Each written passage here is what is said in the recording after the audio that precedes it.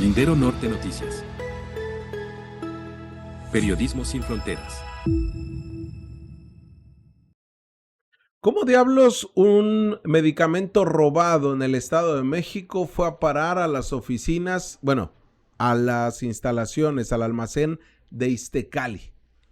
¿Cómo es que se da eso? ¿Cómo es que Iztecali compra un medicamento robado? Esto lo vamos a analizar el día de hoy, como también estaremos hablando de algunas detenciones importantes, como en Tijuana el Cabo 13, ligado al Aquiles, al cártel de Sinaloa. También la represión que tuvo Lindero Norte, la represión por parte y censura de la Secretaría de Seguridad Ciudadana de la FESC.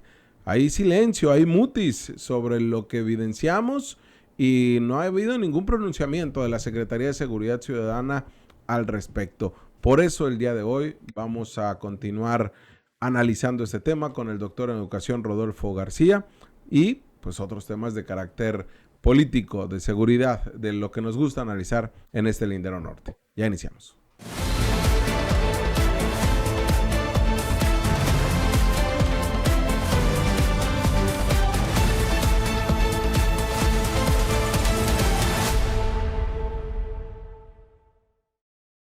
Y contento de que nos acompañen esta mitad de semana, todas las mitades de semana, todos los miércoles.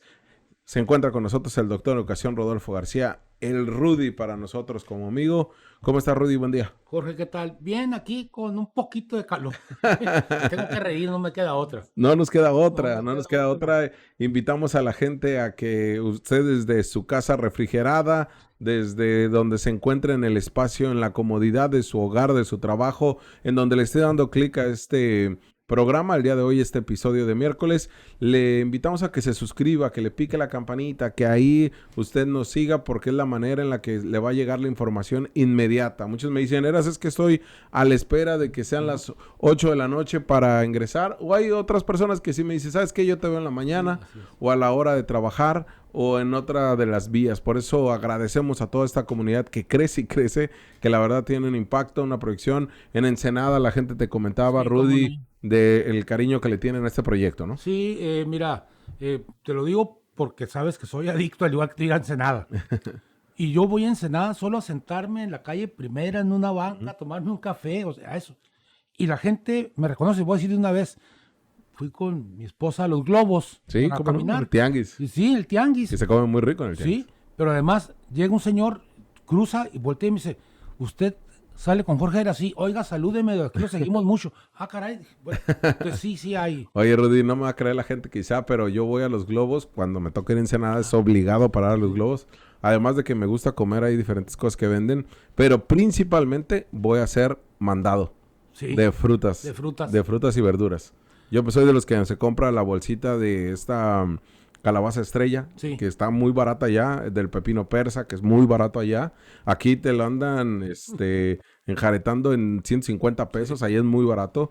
También pues todo lo que es verdura, todo lo que es comer, el queso, que es muy rico ahí en Los Globos, que venden mucha gente queso. Está muy bueno. Perdóname, la primera vez que yo comí un taco de chorizo, fue ahí en Los Globos. ¿En Los Globos? Hace 50 años. Vale. Sí. Porque antes en Ensenada Los Globos era... Sí. Bueno, todavía lo sigue siendo, pero antes era más icónico, ¿no? Así es. Era como la gente iba. Oye, Rudy, nada más déjame saludar aprovechando este espacio con el cariño que nos tiene la gente. Primero a la señora Gloria Torres Verdugo, que es una señora que nos ve todos los días, que está preocupada, dice, por este tema de la censura. Le mandamos un fuerte abrazo y cariño. Y también déjame saludar con mucho cariño también una señora que tampoco a la señora Gloria la conozco y tampoco a la señora Rosario. La señora Rosario, que es trabajadora de limpieza o trabajadora en una casa haciendo el aseo en la colonia Bosques del Sol, ahí con la famosísima Caro, que le mandamos un abrazo también a mi ex jefa Carolina García. Pues bueno, la trabajadora ahí de aseo, pues la señora Rosario, que mira todos los días nos ve, y ahí nos mandaron, mientras se pone a pues hacer el aseo de la casa, entre a lavar los trastes, limpiar y todo, justamente el programa del día de ayer, lo puede poner en su celular, tan sencillo como eso, mientras se pone a trabajar. Así que le agradezco mucho, señora Rosario, un abrazo fuerte, ojalá tenga algún día gusto de conocerle. Y me doy un espacio en estos momentos, Rudy, para invitarle a que nos mande los saludos correspondientes. Y yo voy a iniciar los programas justamente, ya sea que en la calle me vea, ya sea a través de los mensajes en YouTube. Voy a dar ese espacio para, iniciando el programa, dar todos estos saludos, ¿no? Que esto también es parte del cariño que le tienen a este proyecto informativo de noticias. Y pues bueno, a mí la verdad me genera pues mucho regocijo y también mucho sentimiento el apoyo y el cariño de la gente. Así que el día de hoy, pues los saludos se los lleva la señora Gloria Torres Verdugo y la señora Rosario, que trabaja ahí en Bosques del Sol. Ya cumplí, señora. Muy bien, muy bien. Oye, Rudy, pues hablábamos del calor, vaya calorcito que se nos está, ya lo anunciaba el día de ayer el propio capitán René Rosado, la ola de calor que se viene, estamos hablando de temperaturas superiores, incluso hasta los 50 grados centígrados con sensación térmica. El día de hoy reporta Conagua que el día de ayer fue el día más caluroso en la historia para un 5 de agosto. O sea, sabemos que estamos en medio de la canícula. La canícula en este año se nos adelantó, pero estos próximos días van a ser el infierno. Ya tenemos el informe que da Conagua, en donde pues señala que la temperatura máxima que alcanzamos ayer fue de 49.7 grados centígrados a la sombra. A la sombra, claro. Y sin sensación térmica. Yo lo vivo, Jorge, porque tengo una perrita que es como, bueno, es nuestra mascota ahí. Y está acostumbrada a salir como entre 5:30, 6 de la tarde. Pues ayer la saqué y ella solita se regresó por el pavimento. Sí, por lo caliente del pavimento, ¿no? Pero no solamente eso, Rudy, sino que también hablábamos de que para un día de 29 de agosto del 2023 fue la temperatura máxima de ese mes con 51.4 grados centígrados. Seguramente la vamos a terminar por alcanzar. Esperemos que no, porque todo lo que nos termina por afectar. Pero de acuerdo a esta aplicación que nos da las ciudades más calientes del mundo, el día de ayer, alrededor de las 5 de la tarde, Mexicali fue la ciudad más caliente del mundo. Esta aplicación de Hot Cities, que también lo puede ver usted a través de las diferentes redes sociales, lo marca así, con 47 grados centígrados, que bueno, ya veíamos que Conagua nos marca 49.7, pero en ese momento éramos la ciudad más caliente del mundo, ¿no? Entonces, esto nos habla de todo el trabajo que se tiene que hacer en torno a las condiciones que se viven en Mexicali. Buena tarea tiene el Ayuntamiento de Mexicali y el gobierno del estado en apoyo en hidratación. Sí. Buena tarea, porque efectivamente es mucho, pero mucho, muy caliente, y en esa medida tienes que responder al posible golpe de calor, deshidratación de la gente que está en la calle. Ayer hablábamos de una posible nueva muerte por golpe de calor y bueno, se termina por confirmar por el Servicio Médico Forense lo que adelantábamos ya, que podría ser por las condiciones, Rudy, que nos daba a conocer la investigación, como también la Protección Civil Municipal y la familia, donde señalaba que la última llamada del señor de 38 años de edad, Eduardo, joven, fue prácticamente una llamada de muerte, o sea, una llamada diciéndole, me les voy a morir. O sea, ¿por qué? Porque hasta podríamos hablar de que estaba delirando cuando se encontraba en las faldas de la Sierra de Cucapá, después de atascarse en su vehículo, y termina por hablar primero desvariando que se encontraba en el Cerro de Centinela, lo van a buscar allá, ahí no estaba en la Sierra de Cucapá, y bueno, cuando acuden bomberos rescatistas ya lo localizan desnudo, muerto, la temperatura que marcaba el cadáver, el cuerpo, pues era altísima. Entonces aquí sí estamos hablando de lo que nos lleva a la reflexión. Pero escuchemos a Antonio Eras porque hoy nos comparte 2 editoriales. Una de ellas tiene que ver con este tema. Escuchamos. El horno no está para bollos, mucho menos para aventurarse a caminar por las calles de Mexicali en este verano, a esta época del verano que viene la canícula, mucho menos meterse en las zonas desérticas de la capital de Baja California. Van 4 muertos por golpe de calor, 2 de ellos tijuanenses, el último se quedó varado y alcanzó a llegar apenas ahí a la Sierra de Cucapá por adentrarse en lo que es la Laguna Salada, bueno, salió hasta allá, pero ahí murió. Son cuatro hombres que han fallecido, pero todavía nos falta todo el mes de agosto y la parte de septiembre. Ya dice el capitán René Rosado, no se aventuren a andar en las calles de Mexicali y mucho menos en la zona desértica. Esa es una recomendación y es recomendación de vida.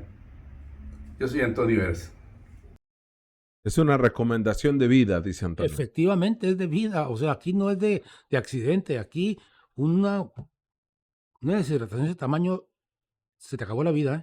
Josué Roberto Enríquez Aguilar, este hombre de 38 años de edad que murió, la cuarta muerte por golpe de calor, Rudy. Ayer publicábamos en linderonorte.com que la primera muerte que ocurre en Baja California, bueno, hablamos de 2025, fue el 28 de junio. Recordarás este joven de 20 años de edad en Los Santorales, un mecánico, estaba echando mecánica justamente cuando muere abajo del carro con el que estaba. También después un adulto mayor, 72 años de edad, encontrado en la colonia Cerro Prieto, ahí sobre un camino de terracería, ahí quedó muerto, deshidratado. Y hablábamos también un hombre de 35 años de edad, entre 30 y 35 años de edad, ubicado en un lote baldío ahí en pleno Boulevard López Mateos. Y ahora este hombre de 38 años, Josué Roberto Enríquez. ¿Qué pasa, Rudy? Pues bueno, tienen algunas características. 3 de ellos dan positivo a metanfetamina. El otro también, de los 4, otro tenía las condiciones de que consumía en exceso alcohol. También se habla de que no necesariamente están en condición de abandono. Realmente son personas jóvenes, a excepción de este septuagenario. Pero tienen muchas características similares. Es que es una combinación, Jorge. Si sin ingerir ese tipo de cosas, estando expuesto al calor, ahí ya tienes un primer riesgo. Sí. Ahora imagínate haciendo con fórmulas de esas raras de droga, exposición al sol, deshidratación, no tomar agua, pues te va a llevar a esto. Y cada quien que haga su vida lo que quiera, pero que cuide la vida, como dice Antonio. O sea, es un asunto de vida. Claro. Rudy, cambiando de tema, el día de hoy se reporta sobre la detención importante del Cabo 13. El Cabo 13 está identificado principalmente como un hombre con alto grado de peligrosidad, un hombre que opera tráfico de migrantes principalmente, uno de los objetivos prioritarios para no solamente el gobierno del estado, sino la Secretaría de la Defensa Nacional, quien en 2022 emitía un reporte y unas lonas afuera de la segunda región militar como uno de los 129 objetivos prioritarios. El día de hoy se informa sobre la captura del Cabo 13 con parte de la Guardia Nacional, con parte de la Secretaría de Seguridad Ciudadana, pero principalmente otra vez Omar García Harfuch. ¿Sí? Porque es capturado mientras dormía. Justamente mientras dormía, ahí tenemos imágenes de él con otras personas que al interior del hogar, en la madrugada, dormido lo agarraron, Rudy, y eso nos habla de la confianza con la que vivía Alfonso, alias el Cabo 13. Su arresto ocurrió esta madrugada en un cateo en el fraccionamiento Pórticos de Tijuana. El cateo estuvo a cargo de la FES, como de la Secretaría de Seguridad Ciudadana de México, la Guardia Nacional y la Fiscalía General de la República. La realidad es que fue poca la operatividad que tuvo la FES, realmente todo es de la Federación. El Cabo 13 estaba dormido al momento de la irrupción, igual que sus 2 escoltas y 2 mujeres, que son las que vemos ahí en pantalla. Al interior de la casa también se aseguraron 4 armas cortas, 3 de ellas tipo revólver y una pistola. Como les comentaba, en 2022, en abril de 2022, la Secretaría de la Defensa Nacional difundió un cartel con su rostro como parte de una lista de generadores de violencia en la región, lo cual hacían un llamado de la denuncia anónima con una de las personas identificadas como verdaderos generadores de violencia. Les comentaba que en este operativo en conjunto, realmente pues era en contra del considerado del Cabo 13, considerado como parte de este brazo que traficaba personas y cometía otros delitos, entre ellos la extorsión, de los hermanos Alfonso y René Arzate, el Aquiles. Traficaba personas de la zona de Otay, la Colonia Libertad, los llevaba hacia los fraccionamientos Murúa, Buenavista y Natura, y pues es el cabo 13, Alfonso Flores Briones, hoy ya capturado por la autoridad. Y bueno, Rudy, siguen cayendo, ¿no? Lo dije hace no sé cuántos programas, digo, señor Harfuch, véngase a Baja California. Sí. Véngase, porque aquí lo que está haciendo, no sé, en Sinaloa, fundamentalmente en Culiacán y Mazatlán, y lo que está pasando en Jalisco, la gente también se está saliendo y buscando lugares donde robar, donde extorsionar, donde hacer tráfico, y eso, Mexicali es una ciudad casi natural para ellos. Sí, Entonces, y ahí estamos viendo, Rudy, también que estas partes de la estructura criminal, pues ya, así como ahorita agarraron el cabo 13, inmediatamente sube el cabo 12, ¿no? Por así decirlo. Así es. O sea, inmediatamente la estructura criminal tiene una reestructuración más rápida, más ágil y más efectiva que cuando cambian a un titular de una secretaría. Pero mira, aquí lo importante es el otro análisis. Es, en la medida que vayas deteniendo gente, más difícil se les va a hacer ir supliéndolo rápidamente. ¿Te voy a decir por qué? Sí. En la medida que detengas delincuentes, los próximos delincuentes van a tener que pensarla porque ya se dan cuenta que no hay impunidad, o cuando menos la impunidad ha bajado. Claro. Entonces, eso va a permitir que la autoridad empiece a retomar o a recuperar terrenos dentro de la sociedad.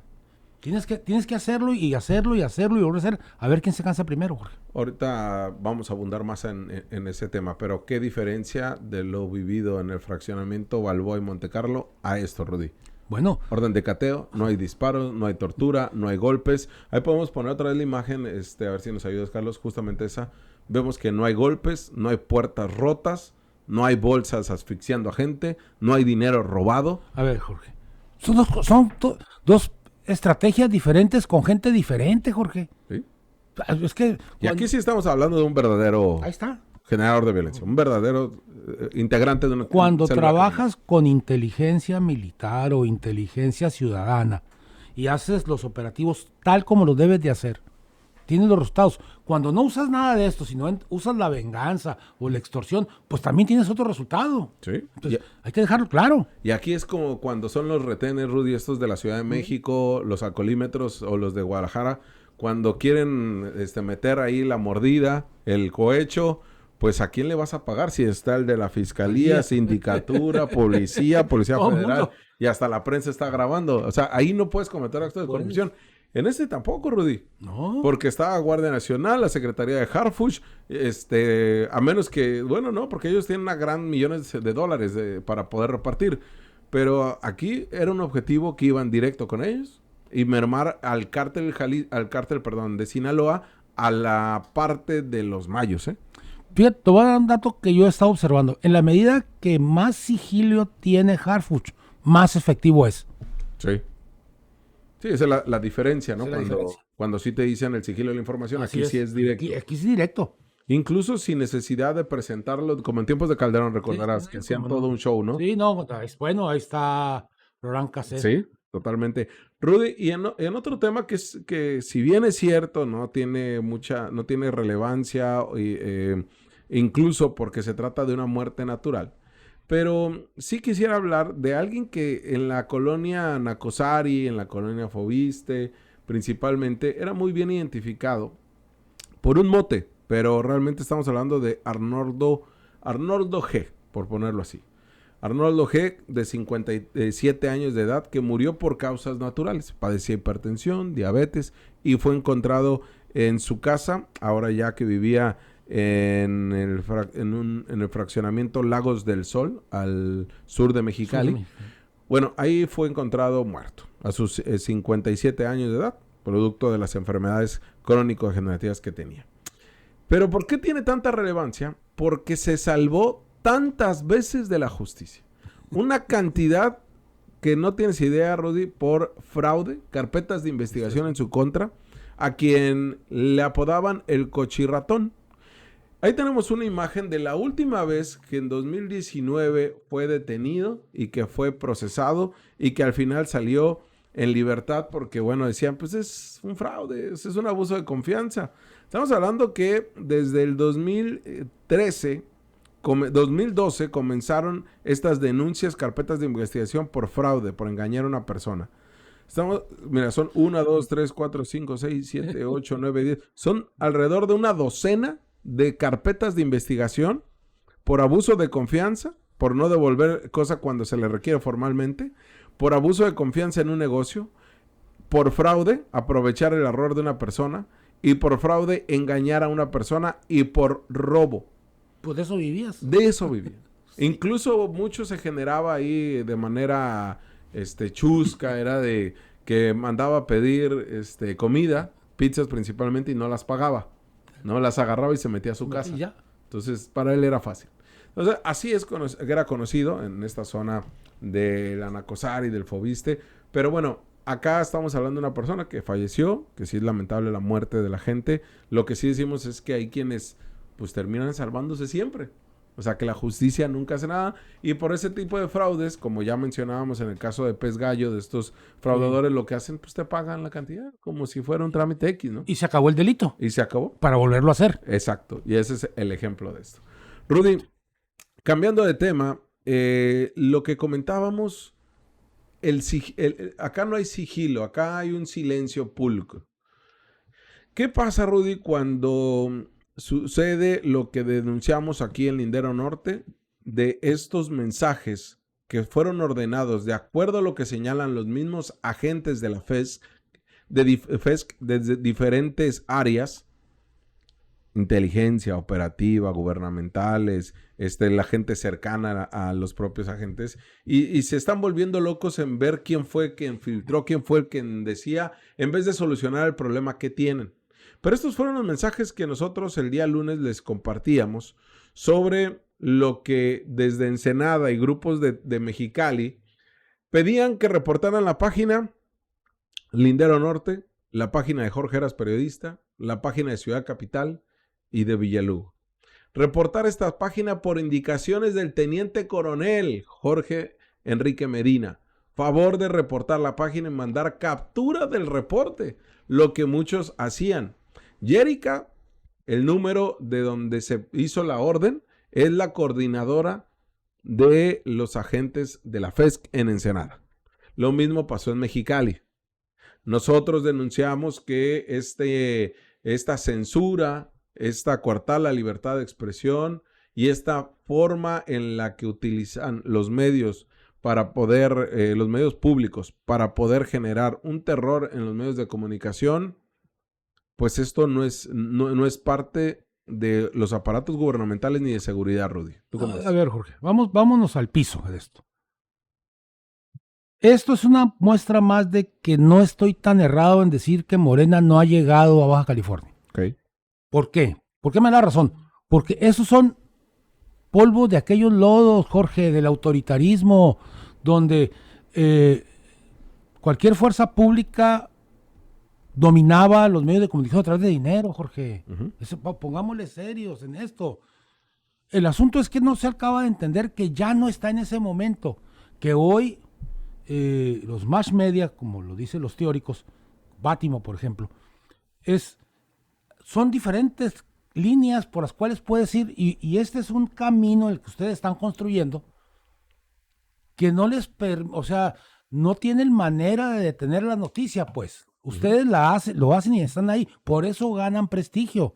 Sí. Por eso hay gente que no tiene el prestigio, que sirve solamente de risa.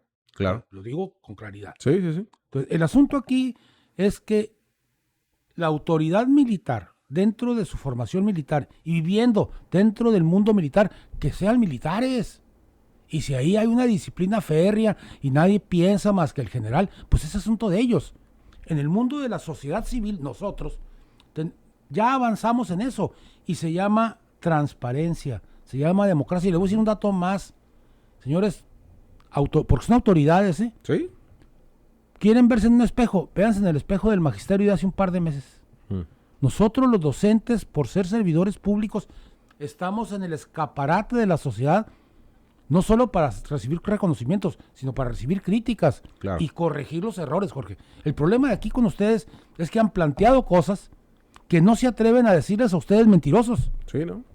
Sí, porque lo que nos ha tocado históricamente, Rudy, es inventarnos chismes, desacreditar nuestra vida personal, Sí. nuestra vida pública, porque así golpeas a el periodista, la credibilidad del periodista. Nunca la información, siempre es hacia la persona.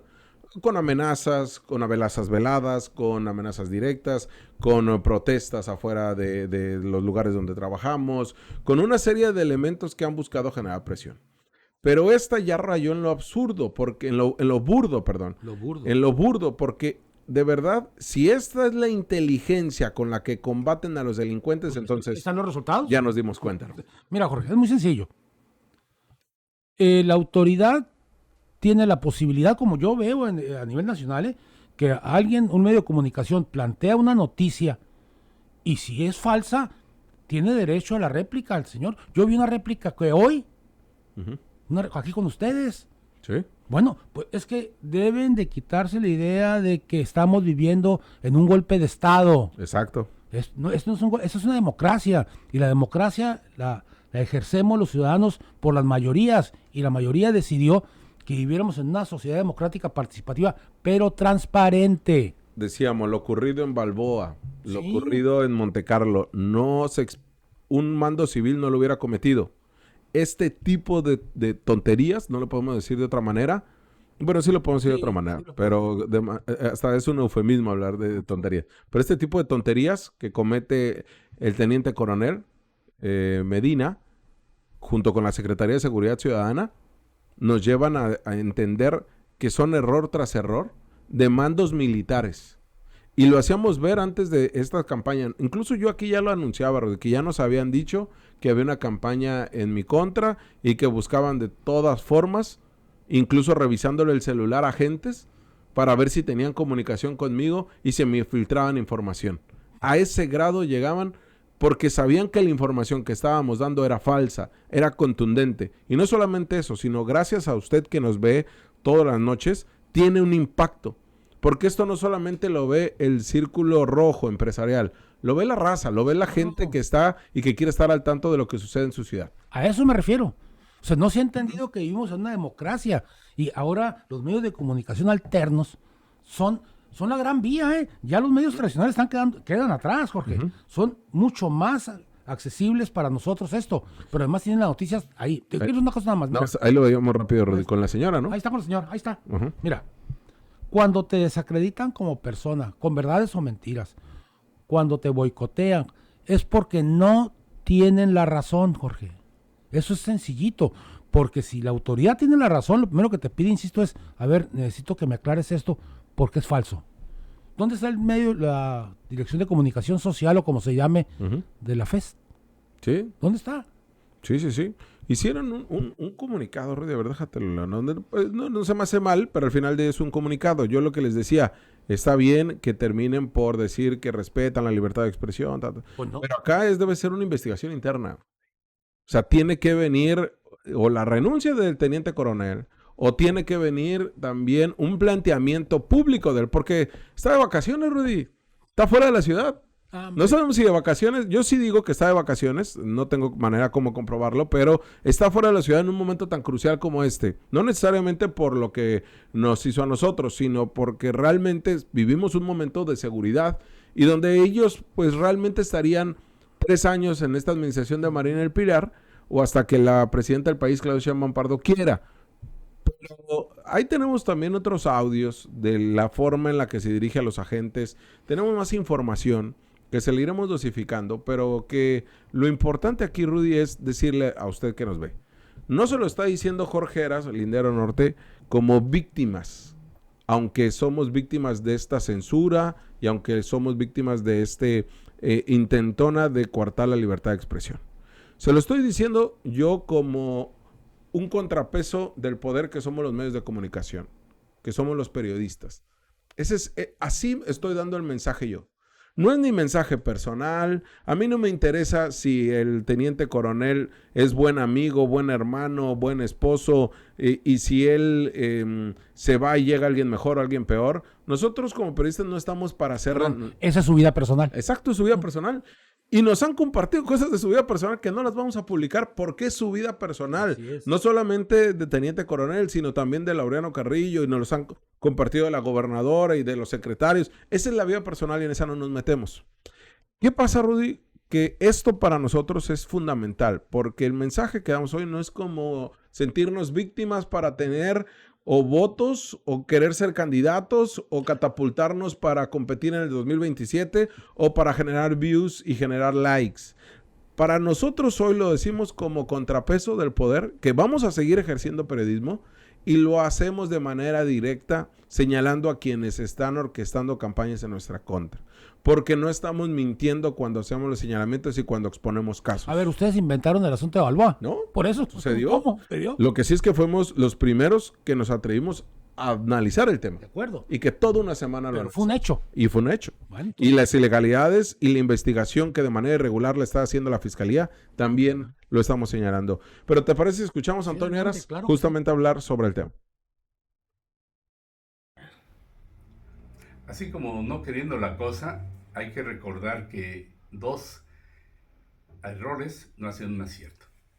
Y es el caso del Teniente Coronel Martínez de Jesús, el número 2 de la Secretaría de Seguridad Ciudadana de Baja California, que primero ordena que se realicen cateos que revienten casas en fraccionamientos residenciales de Mexicali.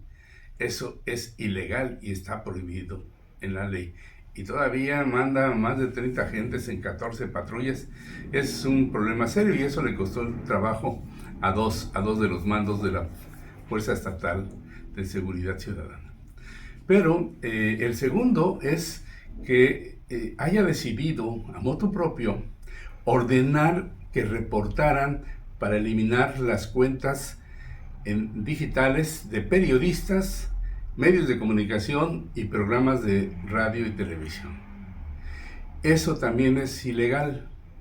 Y el señor se le olvida que ya no está dentro de la justicia militar, sino él está ya asignado a lo que sería la ley de responsabilidades públicas. Muy, muy militar, pero trabaja para el servicio público, es civil, no es militar dentro de la Fuerza Estatal o la Secretaría de Seguridad Ciudadana. Entonces, mientras pasa todo esto, tenemos un problema muy grave de inseguridad y sobre todo vemos que la Secretaría de Seguridad Ciudadana solamente voltea la cara hacia otro lado y la Fiscalía General del Estado cierra los ojos, ve pasar el tiempo y solamente espera cómodamente cómo llega la nómina cada quincena o cada mes. Yo soy Antonio Eras. ¿Más fácil comprar? Sí, ¿Es claro. más fácil cubrir? ¿Es más fácil cobrar? O sea, esto es la manera en la que los políticos no trascienden. Pueden cambiar de puestos y subir puestos, pero no trascienden en la vida A ver, pública. Jorge, te aclaro que no había visto Sí, ¿no? lo de mi amigo Antonio Eras, pero coincidimos porque es el análisis lógico, Jorge. Sí. No estás en un golpe de Estado, estás en un mundo de democracia, en un mundo civil, donde eres un empleado al servicio de la sociedad. Lo dije, véanse en el espejo, nosotros los maestros, nosotros también somos servidores públicos y estamos enfrente. Bueno, pues ellos también. Si no les gusta la vida civil, pues váyanse otra vez a los cuarteles. Y díganle al general, ¿sabe qué, general? Yo no me acomodo en este mundo, yo quiero seguir siendo disciplinado y que me den órdenes dentro del cuartel. Está bien, es su vida, pero aquí no es así, Jorge. Y 2, no puedes atentar contra, no un medio, sino con los medios de comunicación que no se doblegan o que callan y coartar todo este pequeñísimo avance que tenemos en democratizar ese Estado. Sí, y es donde los mensajes no tienen que venir de las áreas de comunicación. Ya también superamos eso, no estamos en los 90s, en los 2000s, donde esperabas este comunicado. Ahora necesitamos que los mismos funcionarios nos rindan cuentas personalmente. Y no hablo de a mí que se me pare enfrente y me diga, Jorge Eras, te voy a rendir cuentas. No, público. Público. Porque el atentado a la libertad de expresión fue pública. Así es. O sea, y esto realmente son órdenes que al interior de la FES saben. Y se los dije, se los vengo diciendo desde hace meses, Rudy. Esto le costó la chamba a Tizoca Aguilar Durán. Lo he dicho una y otra vez. Le costó la chamba a Landeros Briceño. Pónganse a trabajar. Hagan las cosas bien. Pueden hacer operativos bien. Esta, Ve el de Tijuana, pues. el de Tijuana. Ahí está, sencillo. Y era un verdadero capo, Sí, ¿eh? sí, O sea, sí, no, bueno, presunto capo, entonces que habla con presunción de inocencia, pero era un verdadero señalado por la Sedena. Ah, bueno. Acá, pues era un agente de la fiscalía, pero además, acá somos periodistas. O sea, ¿de qué manera me estás hablando que quieres atender esto? Y ojo, nosotros decimos, no señalamos a Laureano Carrillo de manera directa porque quienes nos refieren es directamente al teniente coronel, pero son militares, Rudy. No sé. Y los militares obedecen a cadenas de mando. Superior. A cadenas de mando. Entonces, esto sí es preocupante. Ya lo hemos hablado otras veces. Quería abordarlo contigo, Rudy, porque si era necesario seguir planteando el tema, diciéndoles, el caso sigue vivo, ¿eh? No piensen que esto solamente se deja pasar porque sí. Mira, Jorge, insisto, estos son los primeros pasos, y así los primeros pasos en democratizar este Estado. Son los primeros pasos donde se puede ya pensar en que el periodismo puede dejar de ser lo que era cuando a mí me tocó, pues nosotros estábamos en un movimiento universitario, llegábamos y pagábamos el desplegado, Sí. no nos lo sacaban, regresamos al día siguiente, decían que no había habido espacio y nos regresaba el dinero y decían, es que ahora te cuesta el triple, cuando éramos estudiantes. Ese tipo de actitudes groseras, iba a decir una palabra, no, perdón, agresivas, dictatoriales, eso ya pasó. Parece ser que esta gente no se ha movido de ese mundo. Claro. El problema es que la sociedad ya está acá y ellos están quedando acá, Jorge. Sí. Se llama la descentración del valor. Aquí el valor del autoritarismo ya no cabe aquí. Rudy, déjame cambiar de tema porque este es el tema central del programa de hoy y tiene que ver con un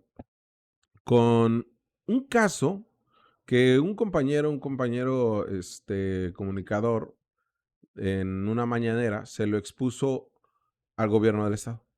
Y el gobierno del estado, pues los agarraron en curva y dijeron, pues no tenemos conocimiento de esto. ¿De qué se trata? Es de un medicamento que fue robado en el Estado de México y por lo cual el gobierno de la República, el gobierno de México, emitió un comunicado, y ahí lo debemos de tener el comunicado, donde alertaba sobre el robo de un medicamento y que tenían que estar pendientes porque pues no sabían dónde se encontraba y sobre todo pues para que nadie lo fuera a adquirir y no lo fuera a comprar, no porque estuviera caduco, sino porque realmente fue robado. Y ahí tenemos lo que en 2024 se publicó. Esto es una alerta de COFEPRIS que el gobierno de México da a conocer y que ahí lo pueden encontrar ahí en las ligas que se encuentran. Donde el 4 de marzo en la Ciudad de México, la empresa Pharma SADCB reporta justamente el robo de este medicamento. Y ahí tenemos donde habla de que los productos robados representan un riesgo para la salud, ya que se desconocen las condiciones del manejo, del traslado y del almacenamiento de los mismos. Y ahí tenemos la lista de los medicamentos que fueron robados.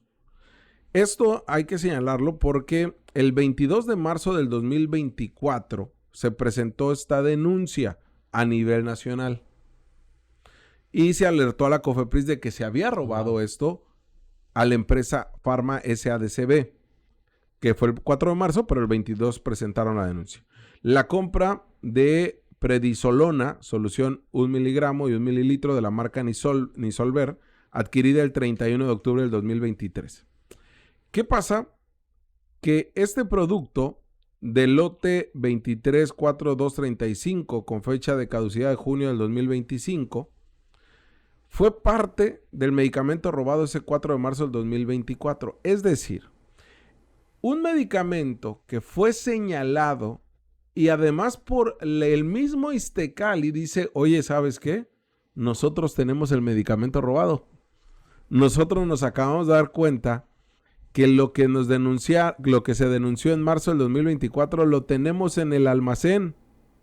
Lo tenemos en el lote 234235. O sea, Iztecali compró un medicamento robado. A ver, Jorge, es que yo entiendo que tú eres periodista y yo no. A ver, ¿cómo que Iztecali? No, eso es nombre y apellido, eso cuando... Es que la empresa no, la empresa vive a través de la encarnación de los sujetos. Exacto. Entonces, a ver, ¿cuándo se compró y bajo qué criterios compras? ¿A qué empresa le compras? Sí. Sí, o sea, nada, es que llegaron, me tocaron la puerta y me dijeron, está muy bien. No, momentito. ¿Qué no tienes los surtidores, surtidoras, como le quieras llamar, oficiales?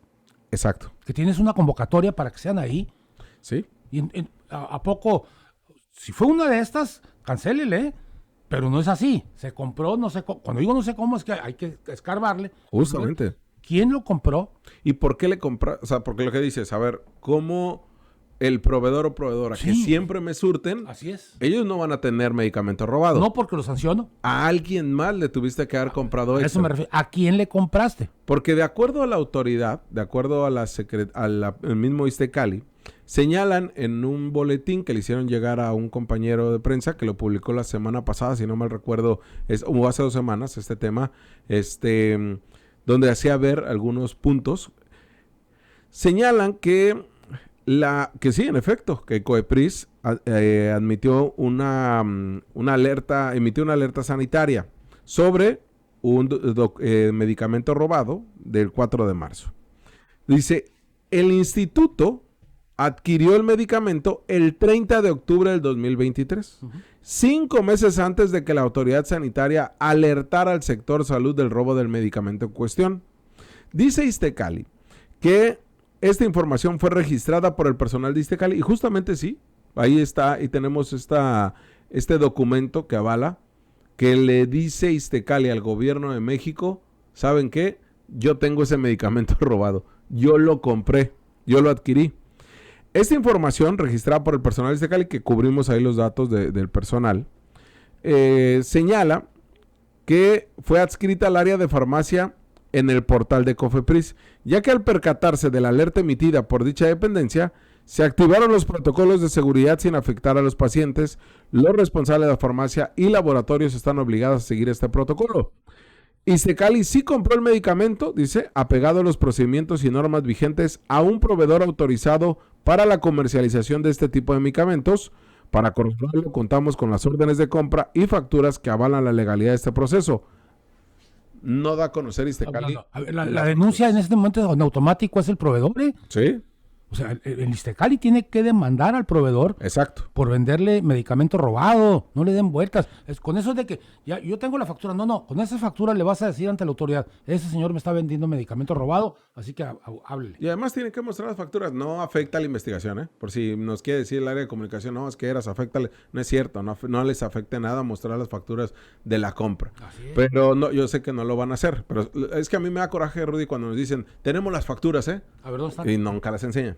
Pero ahí esos documentos que ahorita nos mostraba Carlos en pantalla justamente son los que desde el gobierno de México se dan a conocer a través de la COFEPRIS de la localización del medicamento y que justamente se encuentran en el lote del Iztecali.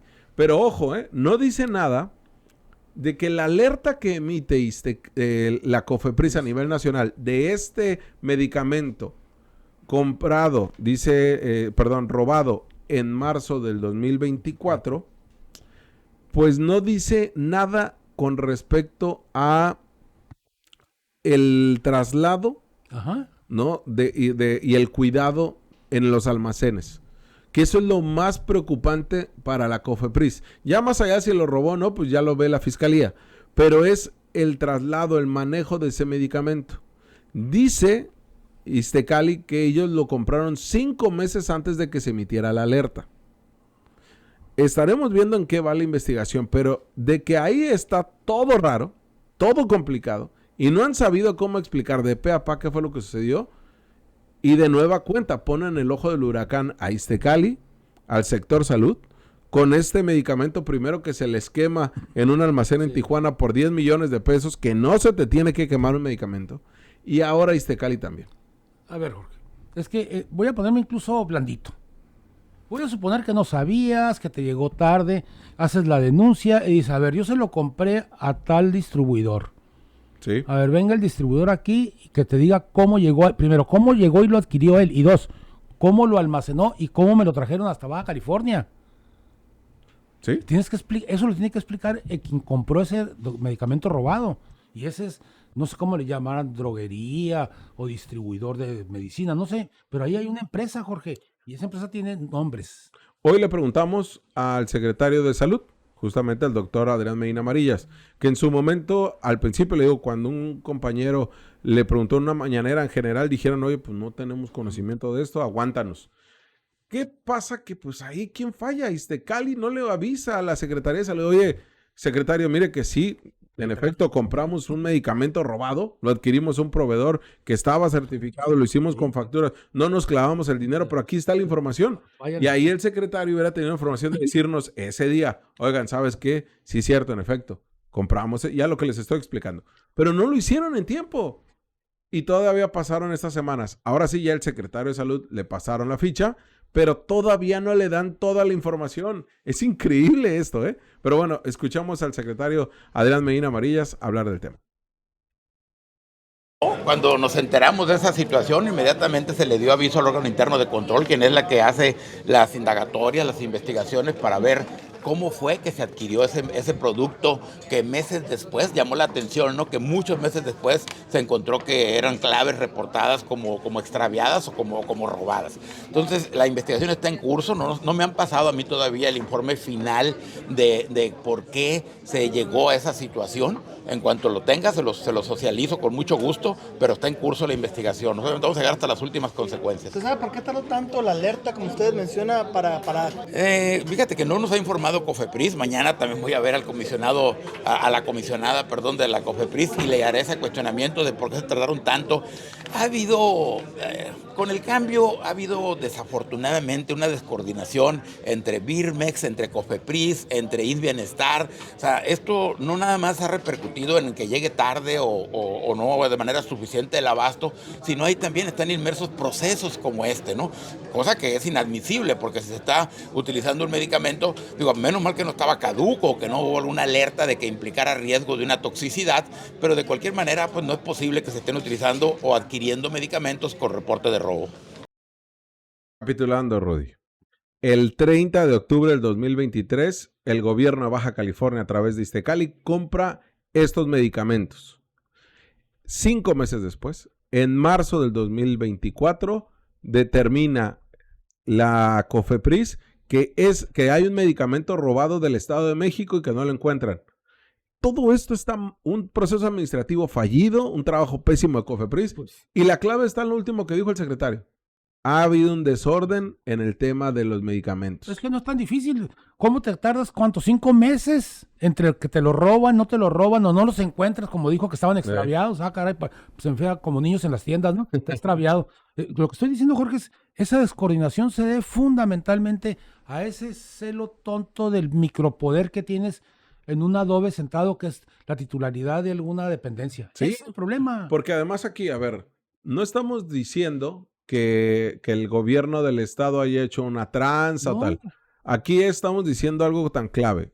Alguien sí está transeando. Así es. Alguien sí, o la empresa que dijo que le robaron y no se lo robaron y lo había vendido antes, o el proveedor que lo adquirió de otra manera y lo vendió al gobierno de Baja California. Y nos queda claro que todo esto parte, Rudy, de un desastre en los medicamentos que hay actualmente en nuestro país. Y sí, en esto no recae en el secretario. El secretario sí tiene que tener la información y dijo, me voy a reunir con COFEPRIS para ver qué pasó, por qué lo denunciaron tarde. Pero todo esto es irregular. Es que es irregular desde el momento en que no tienes toda una ruta administrativa para la adquisición, la distribución, la entrega, la suscripción del medicamento, Jorge. Desde ahí, si tú tienes, como se llama la empresa Parma, no puedes decir, me di cuenta 2 meses después de que me lo robaron. No es cierto. Tus stocks están claritos. Sí, porque a ver, lo que se reporta en marzo del 2024 es que había un medicamento perteneciente a la empresa Lía Pharma que del Estado de México estaban haciendo su traslado a las instalaciones de un almacén de fármacos Darovi. Ahí, en ese momento, alguien los transió. Sí, alguien le robó. ¿Sí? La misma empresa o el mismo proveedor. Pero algo pasó con ese medicamento. Pero lo reportaste 5 meses después. A eso me refiero. Porque Baja California ya los tenía. Pues sí, pero a ver. No es posible, no es creíble, Jorge, que en el traslado de un medicamento, de un carro, de unas autopartes, la que tú quieras, te los roban y te das cuenta 5 meses después. Sí. Que no hay envío-recepción, o sea, yo te lo envío bajo un documento y allá me lo reciben y lo cotejas. Ujú. Entonces, eso es lo que haces con los estados de cuenta. Oye, Rudy, y ahora en este desastre de medicamentos, yo creo que también mucha gente del IMSS Bienestar nos va a decir, oye, con razón no hay medicamentos aquí en mi clínica. Si traen un desastre de que no saben en qué momento se la robaron, en qué momento lo denunciaron, en qué momento lo compraron. Esto es un desastre de verdad. Por eso le digo, no estamos acusando a que el gobierno del Estado sea un ratero, pero sí hay un desastre a nivel nacional en los medicamentos. Y si a esto le agregamos, Rudy, que recordarás desde el 2018, cuando llegó Jaime Bonilla Valdés, en 2019, perdón, que llegó al gobierno de Baja California, lo primero que denunciaron, de las primeras cosas, fue el robo hormiga Sí, así es. de fentanilo, de morfina Así es. y de insumos médicos, que llevó a carpetas de investigación ante la Fiscalía General de la República y del Estado. Denuncias que datan de robo que data desde el 2018, cuando inició, señalan, pero la verdad es que viene desde antes, Sí. pero quedó en evidencia que de nuestras clínicas, de nuestros hospitales, se estaban robando el medicamento. Así es. Ahora se entiende por qué necesitamos administradores públicos, Sí. no administradores de empresas. Porque Pero, tienes que tener la idea de esto, Jorge. Era una red, Rudy. Por supuesto. Porque no eran, a ver, tampoco que se entienda, no era una enfermera No, que se le no, ocurrió no. y estaba robando. Era una red Así es. de robar el medicamento ¿Y venderlo? y venderlo y distribuirlo, de tal manera, pues que nadie se diera cuenta, ¿no? Ujú. Pero estamos hablando, Rudy, que este modus operandi consistía en emitir recetas a nombres de pacientes con nombres falsos. Por eso le digo, no era una enfermera que se robaba eran médicos que hacían estas recetas, que iban y sacaban el medicamento, pero no existía la persona. Todo esto data del 2018 y hasta la fecha no nos han dado resultados de ese robo de medicamento, que lo saco a colación de este tema, porque además de que no vivían en los domicilios, no se encontraron en los almacenes este medicamento. El sector salud directamente señaló en tiempos de Jaime Bonilla Valdés, el doctor Pérez Rico, a los hospitales de Tijuana, Ensenada y Mexicali por medicamentos controlados como el fentanilo, Rudy. O, no sé, la morfina para La el morfina dolor. también.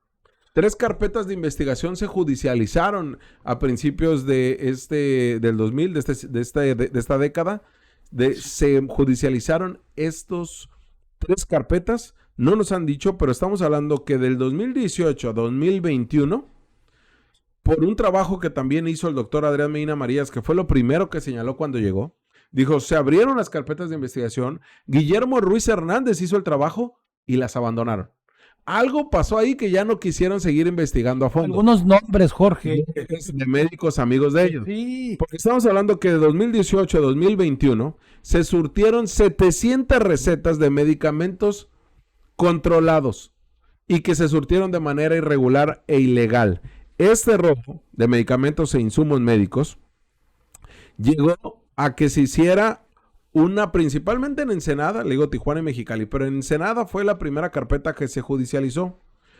Y a esto le agregamos, Rudy, que el robo de medicamento en México se incrementó en un 82% a partir del 2020. No, es otra vez. El problema es que cuando abres una carpeta de investigación y haces a un lado la empresa y lo encarnas, o sea, lo pones en personas, esas personas pues, tienen que ser detenidas o tienen que arreglarse, Jorge. Sí. Oye, 700 recetas surtidas con este tipo de cosas. ¿Quién las escribió? ¿La pared del Iztecali o la pared del hospital? No, un médico, Médicos, sí. 1 o 2, no sé cuántos. ¿Y están detenidas las investigaciones? Pues por eso, porque ya salieron los nombres de quiénes. ¿Qué pasa, Rudy? Que hablamos tráfico de fentanilo, ketamina y alprazolam. ¿Quién pasaron pues de los anaqueles de la Secretaría de Salud hacia A la calle. el mercado negro?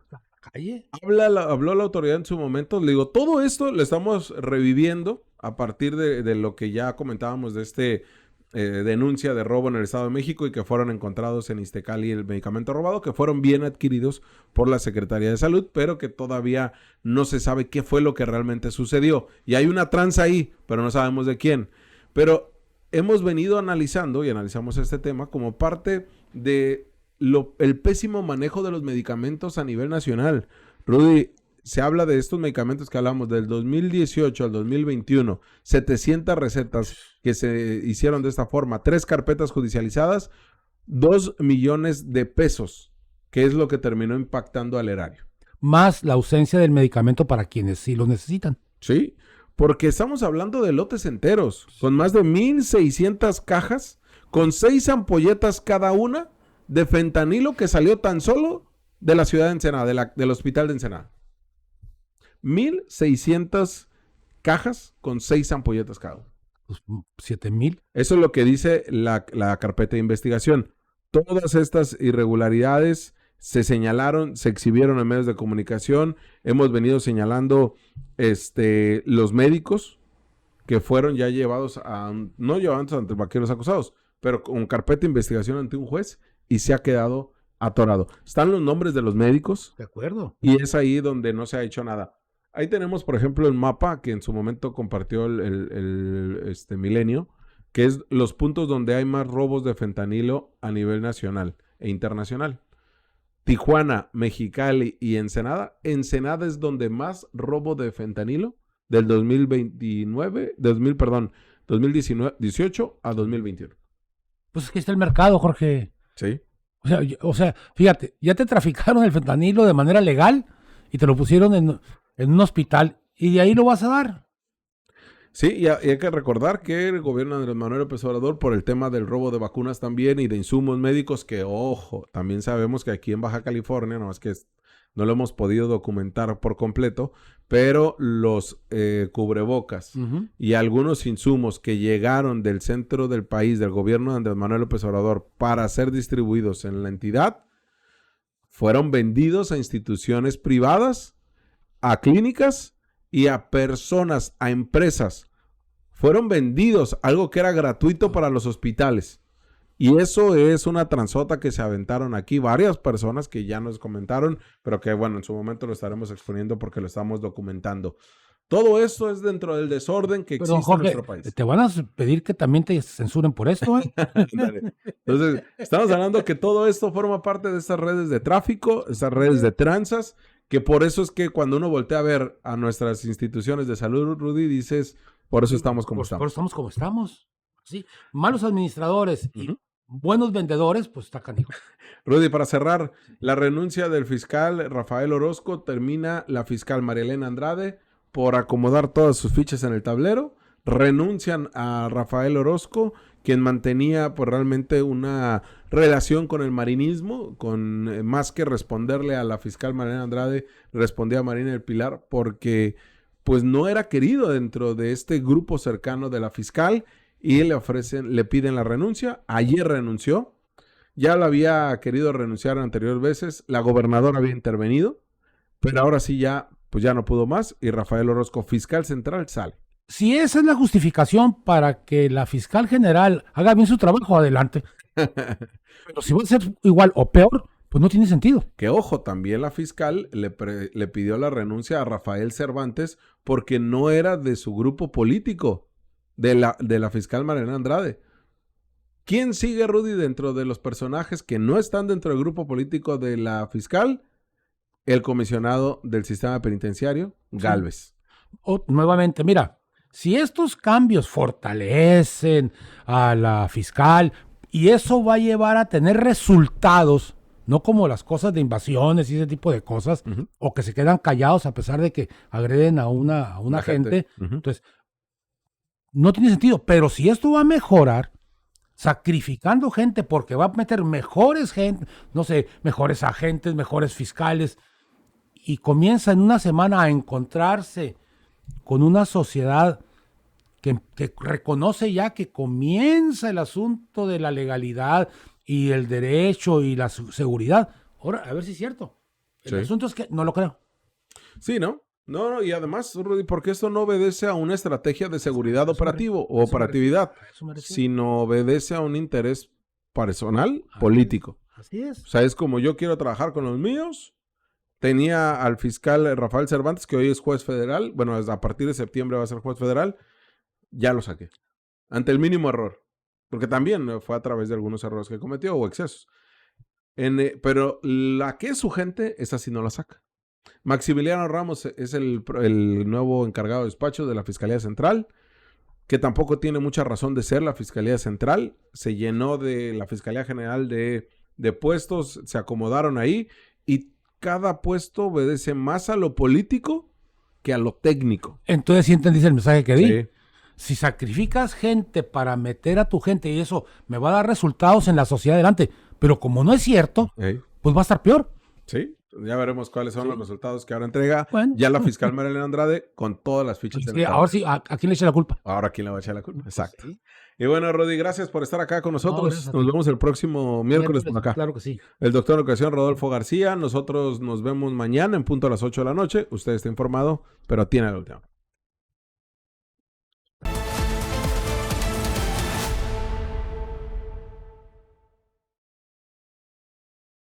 Mexicali, capital de la transformación, logró finanzas sanas con calificación HR A+ en 2024. Aumentaron los ingresos propios, se liquidaron adeudos históricos y se invirtió 21% más en obra pública. Todo sin adquirir nueva deuda, gracias a un manejo responsable de la administración municipal. Gobierno de Mexicali, uniendo esfuerzos.